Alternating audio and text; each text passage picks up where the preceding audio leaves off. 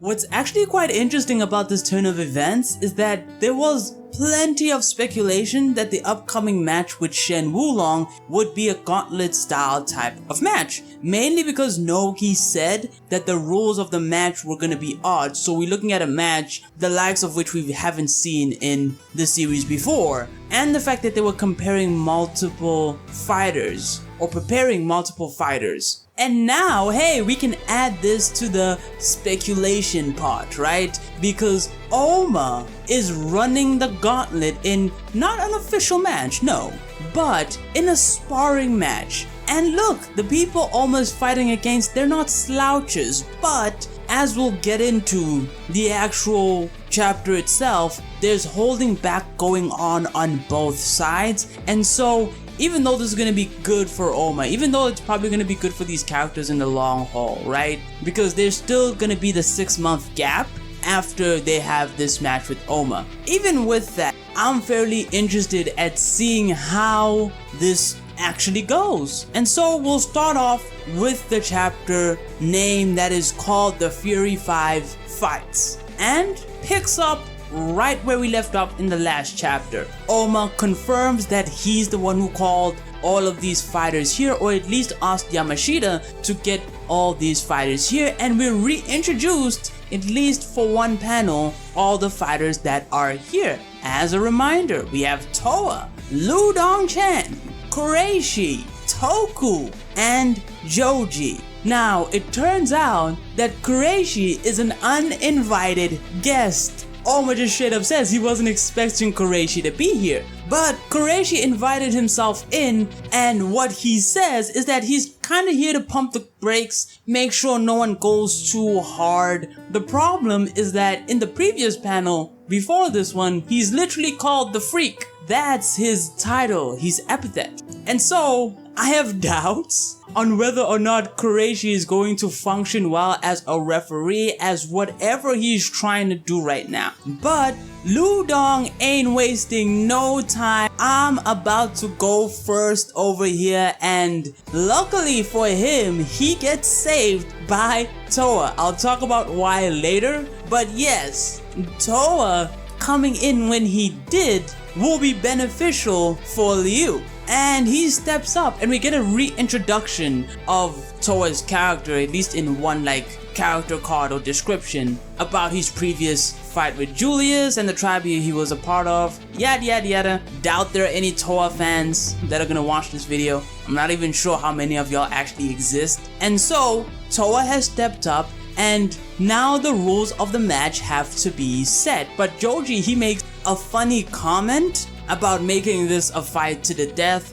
and Joji here, he's being more of a goofball, basically. And we all know Joji is a goofball, but here it seems like he's turning it up to 11 here. Keirshi, he then lays out what the rules of the match are going to be. And basically, each one of the 5 fighters here, so we talking about Toa and the gang, are going to have a fight against Ohma back to back. But each fight will be 3 minutes each, and so they'll have 3 minutes to have a go at Ohma. And this will carry on going for, I guess, the foreseeable future, because Ohma apparently is not getting any rest. So what we're seeing here, and this is something I pointed out in his fight against Sakabayashi and Jose, Ohma's stamina has gotten such a huge buff that he's actually gonna be able to do this probably. Now, I think this actually might mean quite good things for the future of Kengan matches in general, especially of people of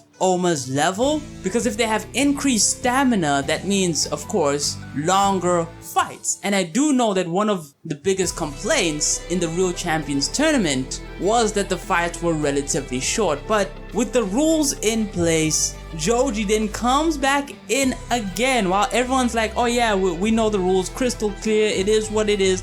Joji's talking about an after party with Ohma. It's like, hey look, I got this nice place that we can go in to catch some food. Now I know it's a bar, but they have good food. The reality is, Joji's probably there for the alcohol, not the food. But yeah, he's already planning the after party. And you have even a moment where Toa's like, is he really like this all the time? And Keirsh's like, yeah, you just get used to it. That's all that happens. But we then have a little bit of back and forth between Toa and Ohma now that Keirshi and Joji are out the way, where Ohma's like, hey, he's always wanted to fight Toa, right? And Toa's like, yeah, likewise, I actually want to fight you in an official match, which honestly, I respect the dedication, but if your ass got one shot by Lo Long in a flashback, I don't know if you should be, although it's been a while since that probably, so hey, who knows, Toa might be on the come up soon, but chances are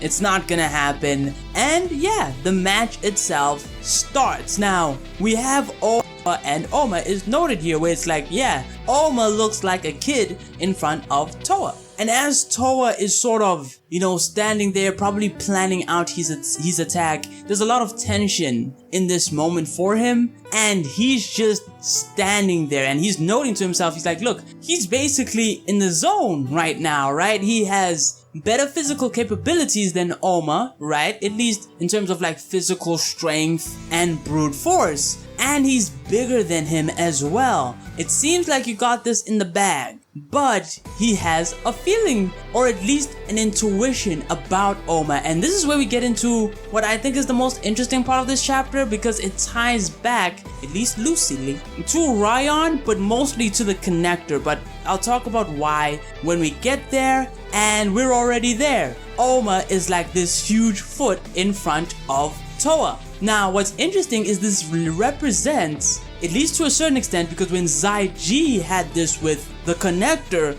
it was because he viewed himself as far below the connector. That's why he saw that. That was his representation. And that actually might be what this is indicating for Toa as well. Thank God he's got backup of 4 other fighters, right? But yeah, Toa can at least sense that Ohma is probably far above him in terms of actual power. But the reason why I talked about that this might have correct connections to Ryan is because it's actually a parallel with the connector. Ryan also had his moment that was like this, only it was how Shen Wulong killed Gaio Mukaku, where he sliced him in half, and the way that scene was done was similar to how it happened between Ryan and William. And so we have this sort of symbolic indication, maybe is one way to say it, where the author is trying to show, hey, they're approaching, where the connector is at. They are mimicking where the connector is actually at. Now, it doesn't necessarily mean that they're just as strong. Again, they're just parallels. But it does go to show that in terms of where the verse is going, the connector is the blueprint. But yeah, enough talking about Toa standing in front of a foot, really. But technically speaking, that's supposed to be a whole body. Basically, Ohma just standing there, only you can only see his feet. But with that, Ludong, he has no idea what... He's like, Toa, get your ass, do something. You took my slot, do something. And Toku's like, yeah, it seems like Toa don't want the smoke, it seems. Like he doesn't want to move in too rashly. He's being very cautious right now.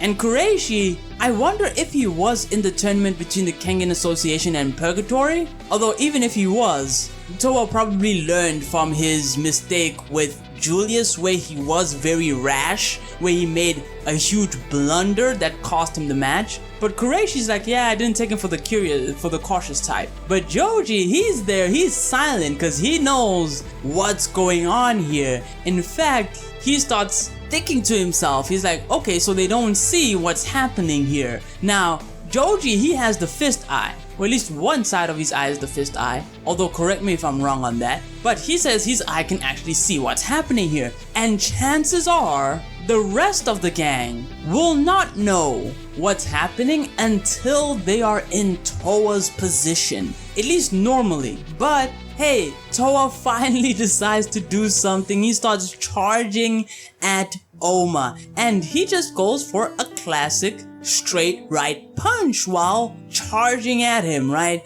And Ohma, he dodges to Toa's right side. But Toa, he follows up to his right with, I think it's a roundhouse kick? Pretty close though, because he doesn't really turn around that much, but he does rotate a bit to his right while kicking at Ohma, which unfortunately Ohma manages to get under Toa's foot that's in the air at this point, and he grabs onto it and he uses the Nico style redirection entanglement, and yeah, sends Toa flying face first into the floor. That's what happens with Toa, and it is at this point where Ludong is like, okay, wait a minute, what the hell is going on? And that goes to show that that probably would have been Ludong who would have been made an example out of, because I think most of the fighters there aren't aware of